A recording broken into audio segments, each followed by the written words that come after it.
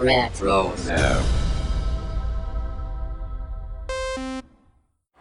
What's up, guys? This is Daniel Logan, Boba Fett from Attack of the Clones, The Clone Wars, Book of Boba, Skywalker Saga game, and hopefully many more things in the Star Wars galaxy.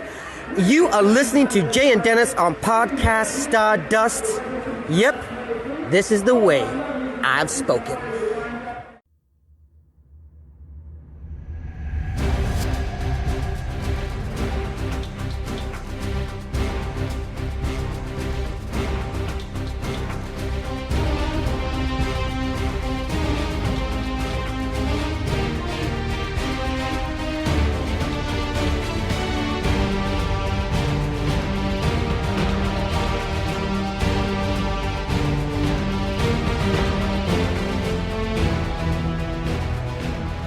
Welcome to Podcast Stardust. This is the fully armed and operational podcast dedicated to Star Wars news, reviews, and discussion. I'm Dennis Keithley. And I'm Jay Krebs. Sorry, I'm Jay Krebs. It's a drop. We are kicking off this week with the next installment in our The Clone Wars rewatch. But before we find out what is happening on Mon Cala, Jay, you want to give everyone a reminder of what our social media contacts are before we get started? You got it, Dennis. We are on Instagram and Facebook at Podcast Stardust. All right.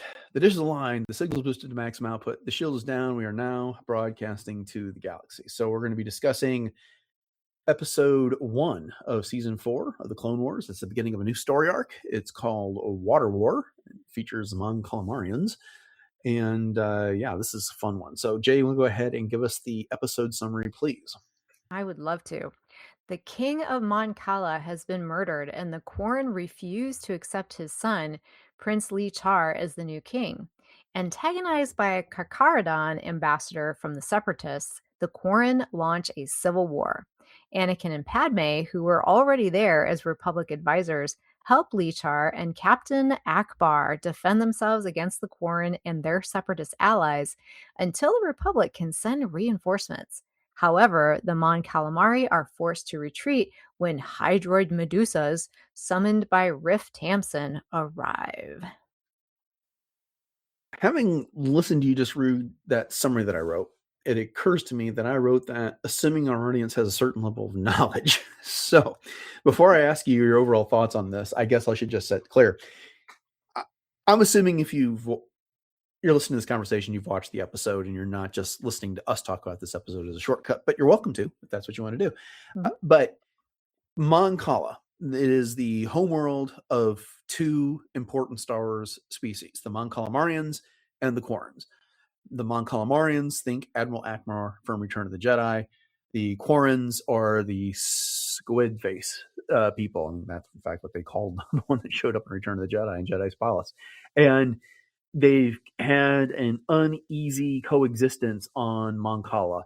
And traditionally, the planet's been ruled by the Mon Calamarians, but there's been a number of legend stories and other stories where the Qurren have kind of been waiting the wings to maybe assert their authority and take over the planet, which is what happens here.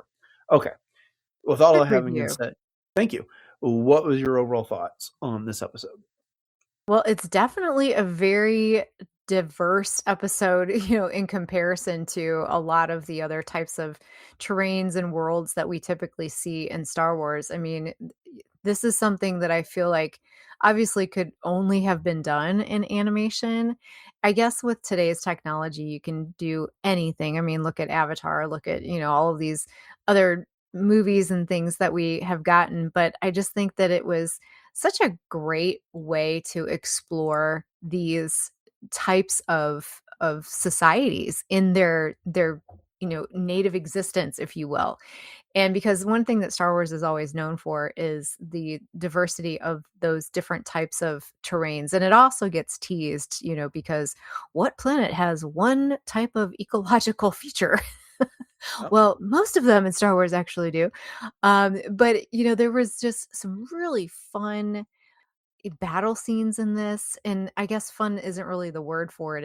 It's very intense, and almost to the point where it's almost overwhelming, all of the things that are happening. But there were some really clever decisions that I think were made with the way that different things were presented in terms of how people got around and, so on and so forth. But then I also have questions, which I get it. It's an animated series and they're going to take some liberties for things. But, I guess I was maybe being too literal at times. But I think it was a story definitely worth exploring, if nothing else, but just to show that the reach of the separatists and, eventually the empire goes a lot deeper than maybe we ever thought.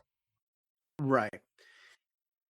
So it's interesting you said that, this is a story that could really go into an animation. It's funny that you should say, because when I watched this, I watched it twice actually the past week, because initially I was thinking we had already covered the last 2 episodes of season 3 of the Clone Wars, but turns out that was on Starship Savers and Scoundrels, and so we had to go back and cover those. But when I was rewatching it again for this conversation, one of the things I thought is like, I would really love to see this in live action.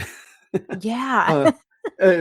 I would love to go to Mon Cala in live action and explore some of that terrain, because we know like their buildings are essentially like an extension of their starship architecture and the like. And in fact, in other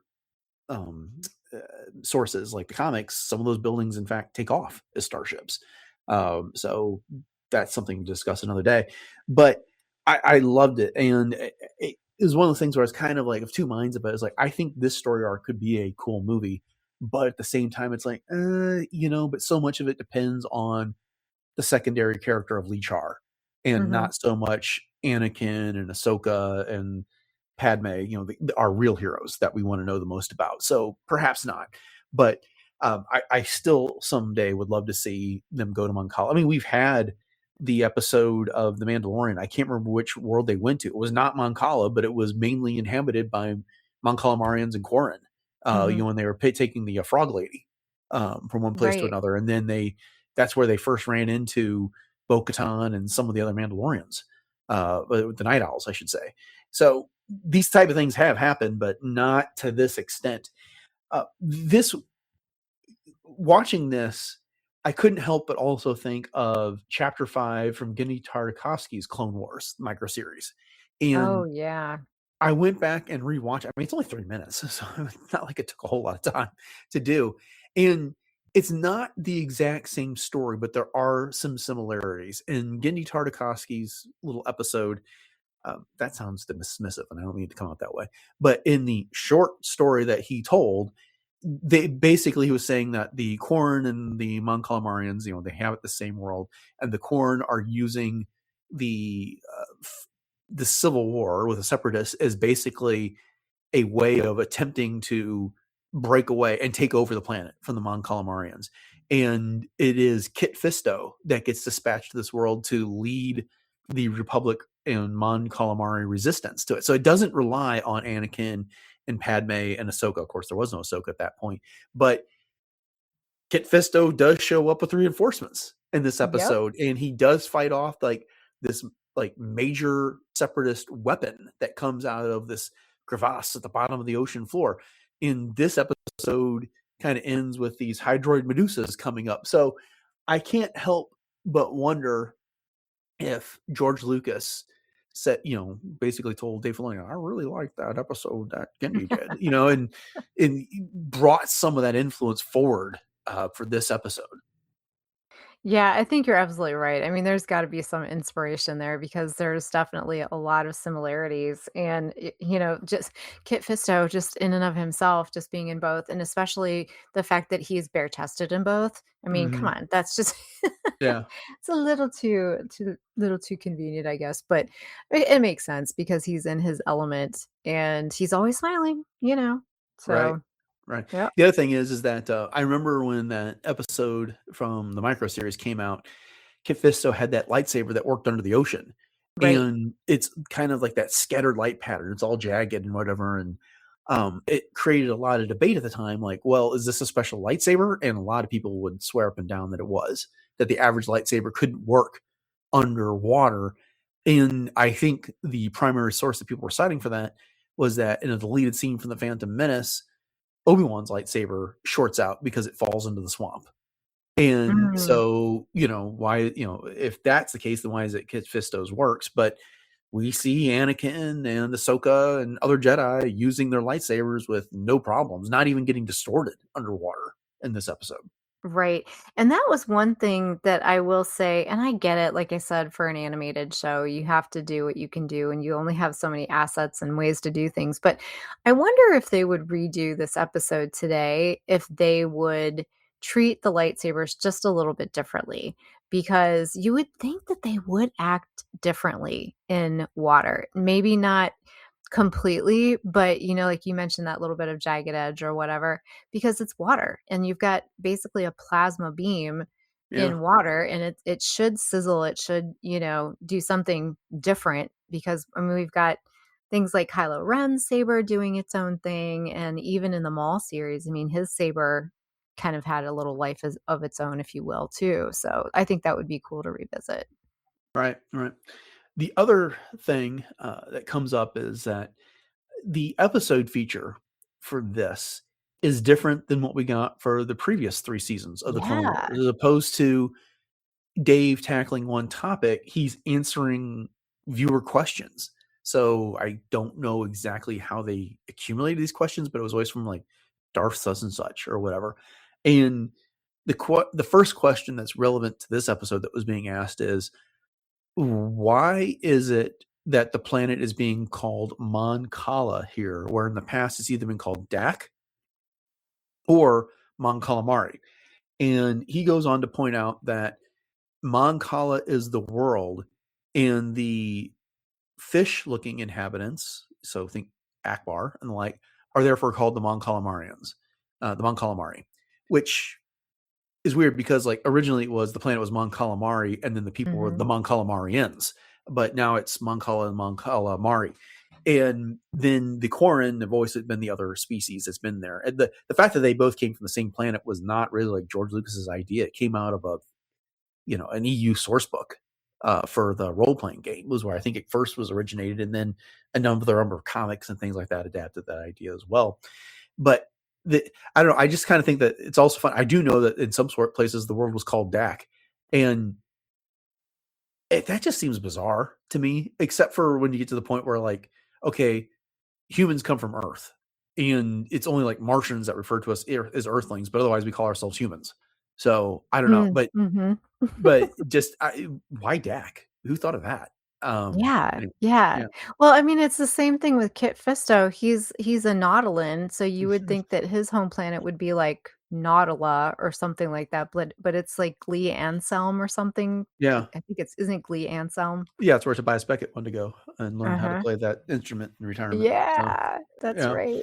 I'm gonna go to Glee Anselm. Yeah. So anyway. Okay. So yeah, getting back into the story here. So we've got Lee-Char, who is this prince, and he's set to become king after his father is found murdered. And the Qurren are using this as an opportunity to make their move. To they're basically saying that Lee-Char is not experienced enough, that it'll lead to everyone on Mon Cala to ruin.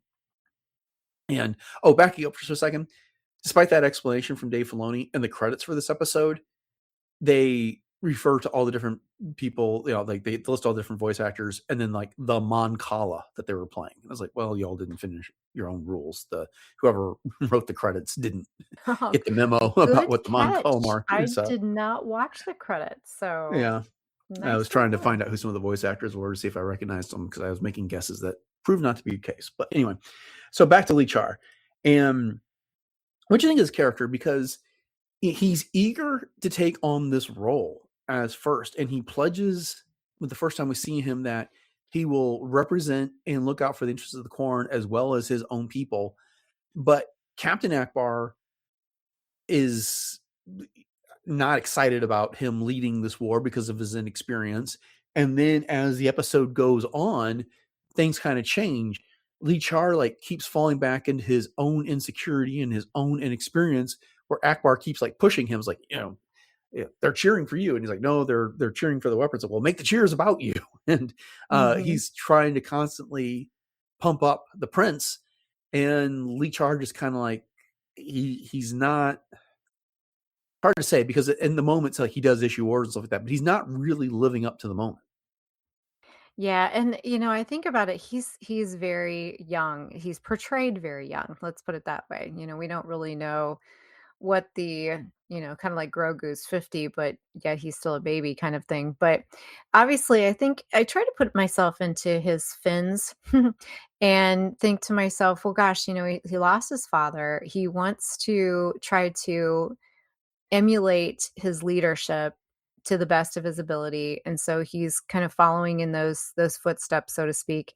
And so at first he really does want to pardon the pun, but dive in and, try to do his very best. But this is where I get to quote the fortune cookie: when destiny calls, the chosen have no choice. I think he starts to realize, Lee-Char starts to realize that there's a lot more to this than I thought, especially with what's at stake and what's going on. So he really got thrown into this role with very little guidance and very little to go on. And he was just, trying to do his best. But yet, and he also says at one point about tradition, and Anakin even gets a little upset with him. He said, "Forget your traditions. This is war. You Hmm. can't do this." So I think all of those things put together were really hard for Lee-Char, and so I kind of felt for him in some ways, for that regard.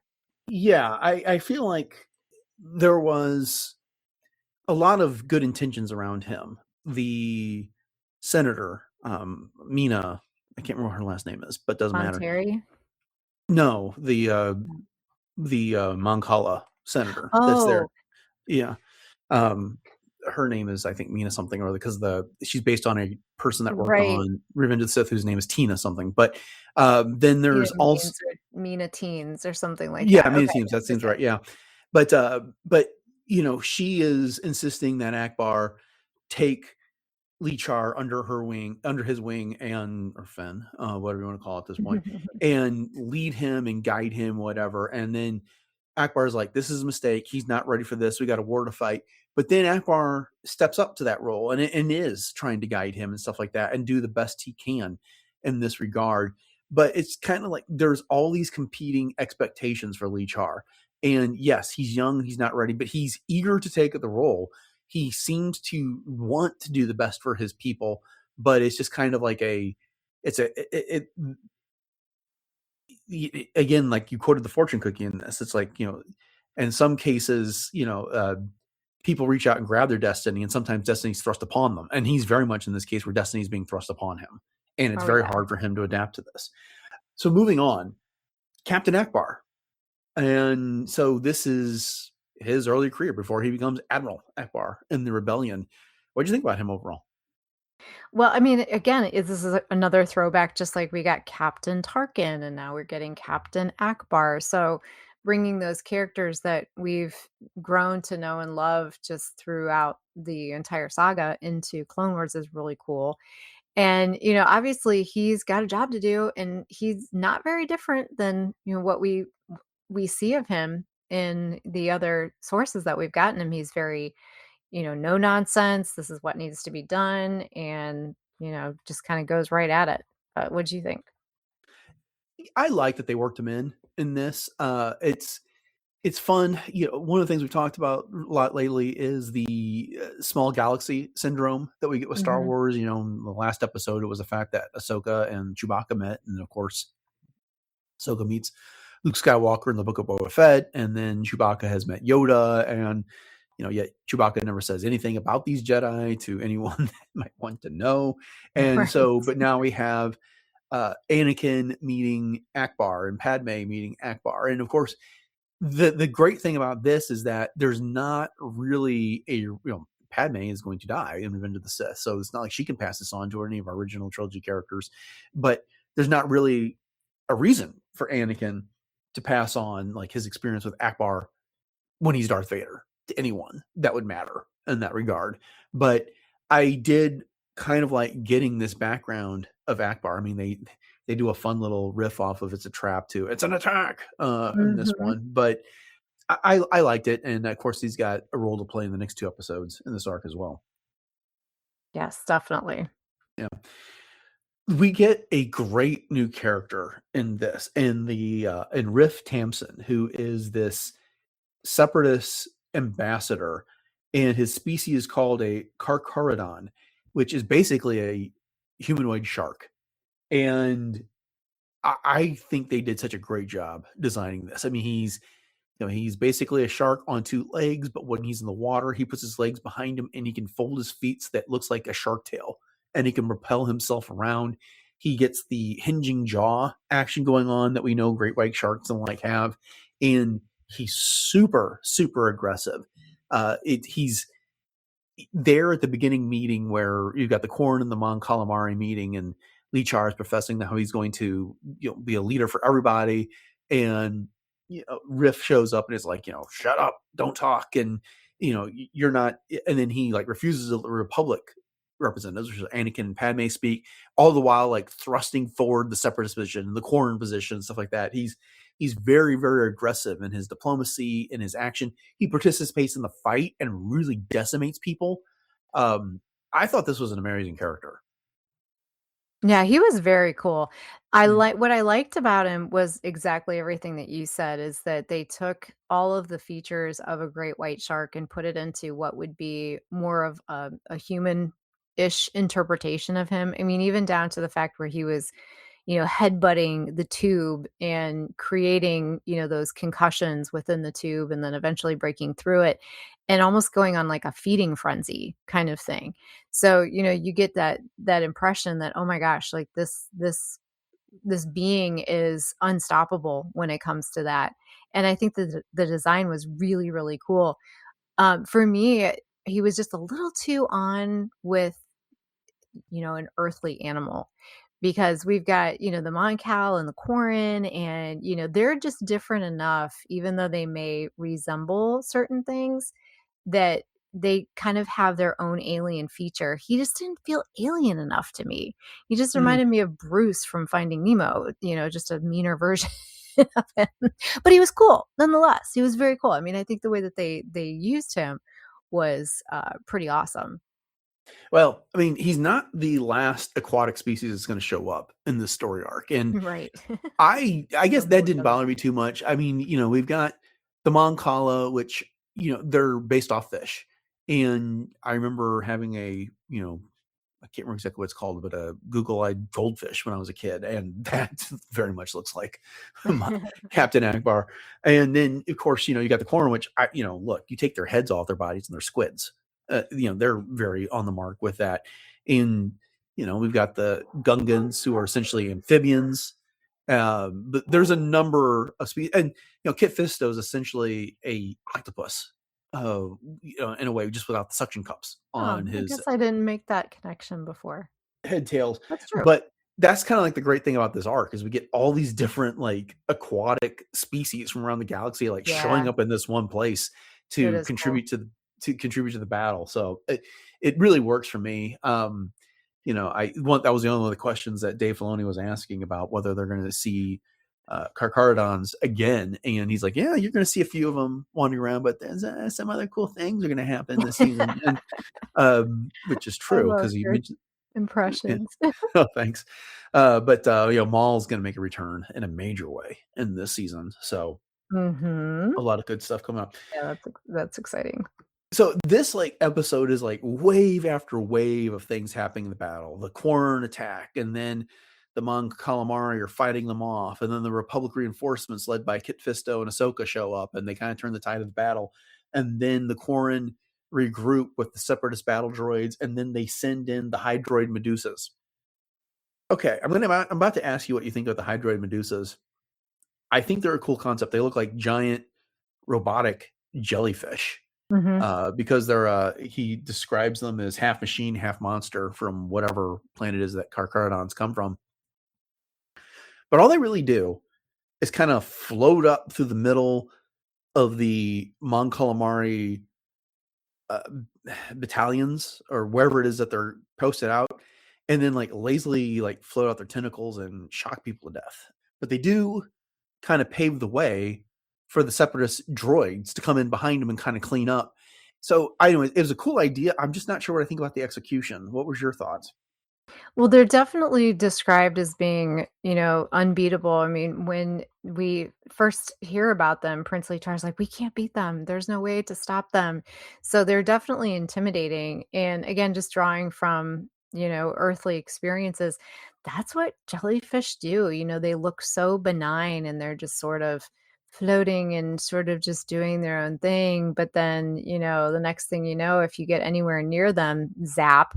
So Yeah. I think that that's kind of what they're intended to do, is to be, maybe unexpected in that way, but obviously Lee-Char knew what they were up against. Yeah, I just kept like, swim the other way, guys. They're not going Right. that fast.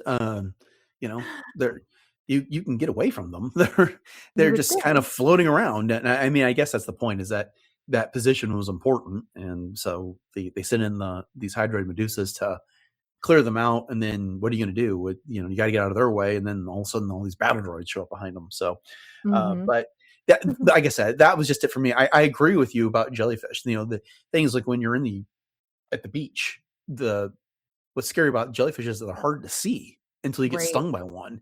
But these you can clearly see. They were gigantic. They were yellow. They had electricity sparking between their tentacles. Just go the other way. Yeah. So anyway, I don't want to harp on Yeah. that too much, No, but you're good. No, I will say though, I loved seeing the scuba clones, because mhm, that's one of my favorite designs, for clone troopers and that particular armor. So it mhm, was fun to see that. yeah.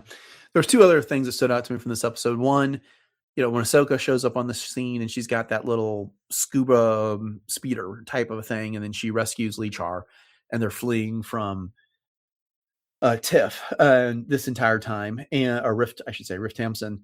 And so, I like the fact that she continues to grow into her own. She maintains confidence, and she realizes when like, hey, we don't have to get out of this little tunnel. Those little speedy tunnels were cool that they had, Mhm. tubes that they're going through the water, and then of course, Riff is attacking it like a shark would and breaks through, and so that was pretty cool. And then the other scene where Anakin loses his scuba helmet on there, and he's like doing his best to fight off everyone while he's losing his breath.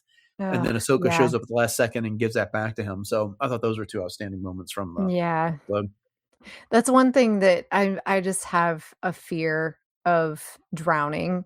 Sure. So, and of course we know Anakin makes it out of this, but and I've seen this episode, I don't even know how many times before, but every time that happens, I'm still just like, "Ugh," you get that heebie-jeebie kind of feeling. But yeah, Ahsoka looked like she was kind of having fun with the battle almost.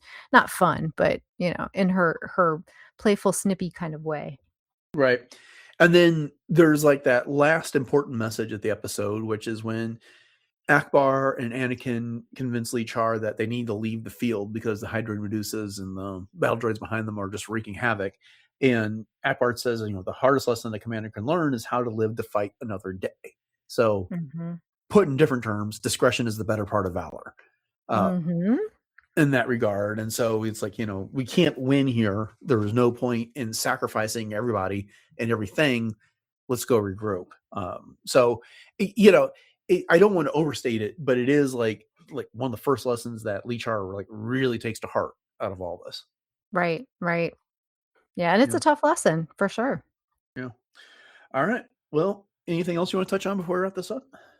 I just thought the design was cool with the costumes, if you will, of the different characters with the scuba with Padme and Anakin, and I did try to figure out exactly how Ahsoka's was attaching to her headpiece, but Yeah. like I said, that's one of those things that I just have to let go. Sure. Sure. But other than that, it was a fun episode to revisit for sure. Yeah. Yeah, I'm looking forward to getting to the next two episodes as well, because Mhm. Mhm. it's such a back and forth fight, and so many things like take a good turn, then take a bad turn, and a lot to cover here. But it'll be fun the next couple weeks. Yeah, for sure. Okay, well then that'll do it for this episode of Podcast Stardust and our discussion of this episode of the Clone Wars. We hope you'd enjoyed it, and if you want to hear more what we have to say about the Clone Wars as we continue with our rewatch, make sure you subscribe to the podcast on your podcatcher of choice. You can find all the back episodes, all 1,050 of them, over on RetroZap, as well as several other great podcasts that are currently on the network. And we appreciate your ratings, reviews, and comments on whatever podcatcher that you use that supports those things. I always love digging in and finding those things and responding where and when I can. So please keep that stuff coming. Jay, you want to remind everybody one more time what our social media contacts are and where else we can be found online? Absolutely. So you can dive into our Instagram and Facebook pages at Podcast Stardust. And we also have all of our Pinterest boards available for all kinds of fun things for everything Star Wars. And then we also have our 2 YouTube outlets. So we have the traditional YouTube as well as YouTube Music. So please head over to both of those, like, subscribe, share those out, leave us some comments. And you can also find us on literally every other podcatcher and streaming service available, including also Audible and Spotify. And if you'd like to email us your thoughts on this episode of the Clone Wars or anything else, you can drop us a line at podcaststardust@gmail.com. And if you'd like to pick up one of our 7 different show logo designs on some Podcast Stardust merch, you can hit up the link in our show notes. That'll take you to our TeePublic store. And you can pick from all kinds of different types of apparel. There's t-shirts, sweatshirts, ball caps, socks, athletic apparel, all kinds of fun things. So once again, hit up that link in our show notes. All right. What's the latest in cosplay? Well, the latest in cosplay is you can always find me on my Instagram at j.snipscosplay. Nothing new really going on right now. I need to do a couple posts to revisit a few things, but I've been kind of peeking my head in here and there. I'm just trying to stay current with what everybody else is doing. So once again, check that out. You can check out my Ahsoka, my Hera. I have 2 different versions of that, as well as my 4th sister and my original concept Mandalorian for my Star Wars, and lots of other things as well. So once again, j.snipscosplay.